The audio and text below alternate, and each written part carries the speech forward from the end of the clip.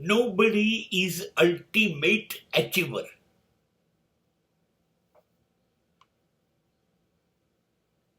Nobody is benefited forever. સાચું કહું, એવો માણસ આ ધરતી પર તો નથી.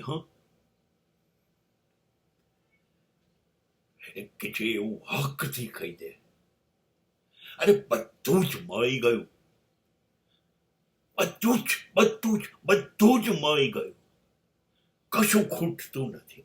એવો તો માણસ જ નથી.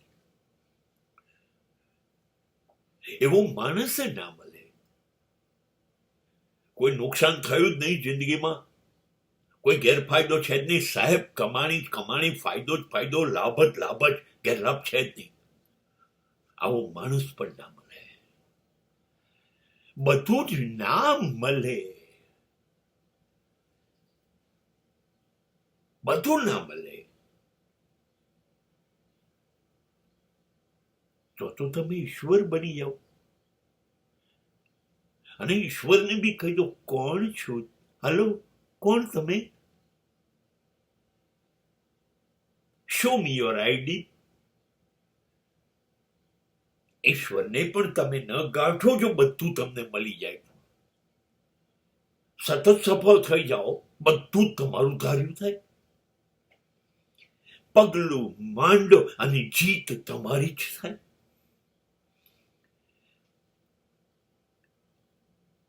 ના, તો તમે કોઈક સુપર પાવર છે એવું માનશો જ નહીં.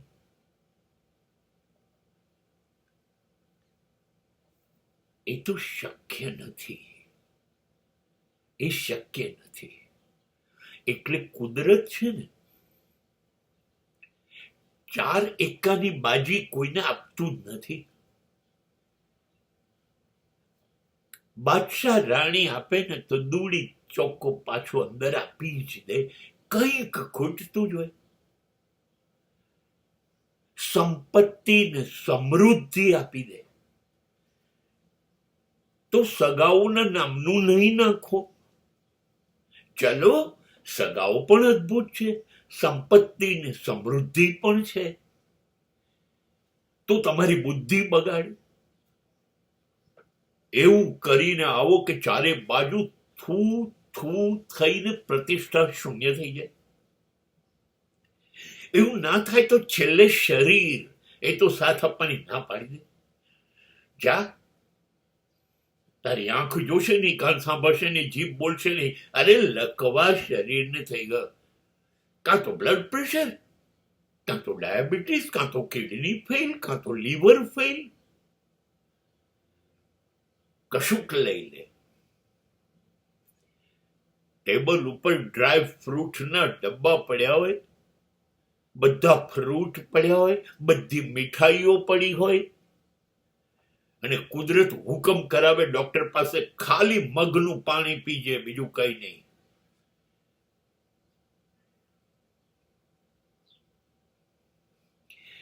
બધું જ હજી સુધી તો કોઈને મળ્યું નથી. અને બધા જ ખૂણે તમે કાયમ જીતો એવું બન્યું નથી. દેવતાઓમાં પણ નહોતું બન્યું. કૃષ્ણ બધી જગ્યાએ સફળ નથી. જો મહાભારતનું યુદ્ધ રોકી ના શક્યા. રામ પણ પોતાનો રાજ્યાભિષેક 14 વર્ષ મોડો થયો, એને રોકી ન શક્યા. બધા બધે સફળ નથી થતા. રામ રાજ્યની કલ્પનાઓની વાતો કરવામાં આવે, પણ રામ રાજ્ય સીતા વગર ચલાવવું પડ્યું તો ભૂલતા નહીં. ઈશ્વરનું પણ ધાર્યું નથી થયું.